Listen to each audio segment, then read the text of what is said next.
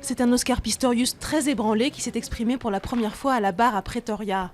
En larmes, le champion a présenté ses excuses à la famille de Reeva Steenkamp, tout en maintenant qu'il croyait tirer sur un cambrioleur. Il s'est dit poursuivi par de terribles cauchemars.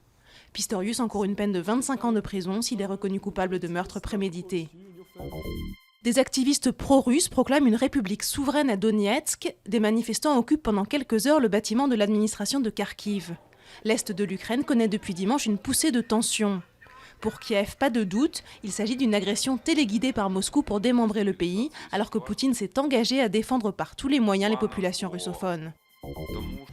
De nouveaux signaux acoustiques qui pourraient venir des boîtes noires du Boeing de la Malaysia Airlines détectées dans l'océan Indien. Une annonce faite par l'Australie à un moment crucial, car les boîtes noires ont une durée de vie de 30 jours après leur déclenchement, et l'avion a disparu depuis 31 jours.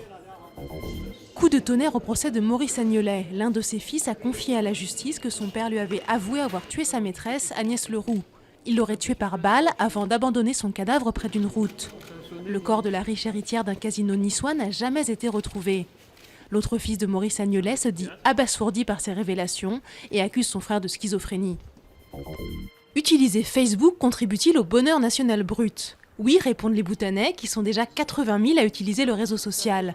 Le petit État himalayen est en train de passer de l'âge féodal à la modernité, sans passer par l'âge industriel. Les Bhoutanais sont aujourd'hui un demi-million à disposer d'un téléphone portable et surfent de plus en plus sur Internet. Des technologies que les dirigeants du Bhoutan ont jugées compatibles avec les valeurs du pays du dragon tonnerre.